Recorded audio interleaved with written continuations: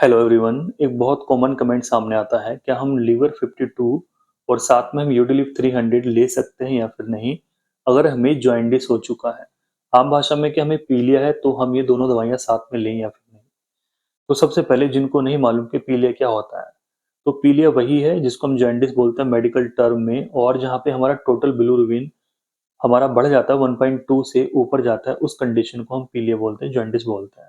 हमारे लीवर के अंदर जब कोई समस्या चलती है और हम जांच कराते हैं, लीवर फंक्शन टेस्ट एलएफटी करवाते हैं, तो उसमें हमें ये देखने को मिलता है। अब इसकी कॉमन दवाई की अगर हम बात करते हैं तो आयुर्वेदिक में सबसे पहले लीवर 52 यूज करते हैं, और एलोपैथिक ट्रीटमेंट में अंग्रेजी दवाइयों में यूडिलिव 300 या 150 mg में यूज की जाती है।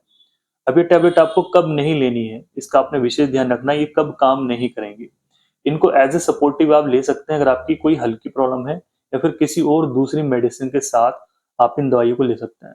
बट अगर आपको वायरल हेपेटाइटिस की प्रॉब्लम है, सपोज कीजिए आपको हेपेटाइटिस सी बहुत सीवियर वाला है, हेपेटाइटिस बी या फिर हेपेटाइटिस ए भी है, और आपकी बहुत क्रॉनिक कंडीशन है, बहुत सारे सिम्टम्स बॉडी के अंदर हैं, तो आप ये सोचें कि इन दोनों दवाइयों से कवर होगा, तो वो कवर नहीं हो पाएगा। इसका आपने विशेष ध्यान रखना है, ये दवाइयां ऐसे काम नहीं करती हैं। अगर आपको बिल्कुल सिंपल पीलिया है, केवल आपका बिलिरुबिन बढ़ा हुआ है, तो ये दवाइयां काम करेगी।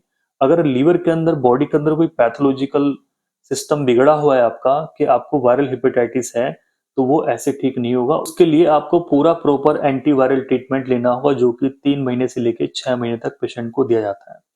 तो वायरल हेपेटाइटिस में आपको मेडिसिन नहीं लेनी, एज ए सपोर्टिव मेडिसिन आप ले सकते हैं।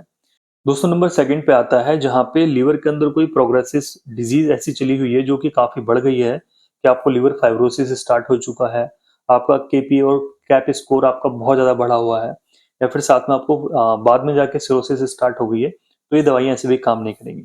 जहाँ पे गोल ब्लैडर के अंदर प्रॉब्लम हुई है, जो हमारा पित्ताशय है उसके अंदर आपको इन्फेक्शन हो चुका है, इन्फ्लामेशन हो चुकी है, कोलीलिथियासिस या कोलिसिस्टाइटिस हो चुकी है, मतलब कि वहां पे इन्फेक्शन है, सूजन आ गई है, या फिर आपको गॉल ब्लैडर स्टोन की वजह से आपका बिलिरुबिन बढ़ा हुआ है, तो ये दवाइयां ऐसे करके उसको कम नहीं करेंगी। क्योंकि जो कॉज है उसके अकॉर्डिंगली आप ट्रीटमेंट लेंगे, तब जाके आपके ब्लड के अंदर से टोटल बिलिरुबिन आपका कम होगा। और अगर आपके गॉल ब्लैडर स्टोन है, आपके पित्ताशय में पथरी है, और आप केवल यूडिलिव लेते रहें या कोई होम्योपैथी की दवाई लेते रहें, तो ऐसे उसका सोल्यूशन आपको नहीं मिलेगा। तो आप ट्रीटमेंट जो आपको लेना है, गॉल ब्लैडर स्टोन के लिए ट्रीटमेंट लीजिए, तब जाके आपका बिलिरुबिन डाउन होगा। तो ये कुछ कॉमन सी प्रॉब्लम थी जो कि देखी जाती है जब हमारे लीवर के अंदर समस्याएं होती हैं। तो कुल मिला के अगर आपके अंदर कोई समस्या हल्की है तो वो इससे कवर हो जाएंगी।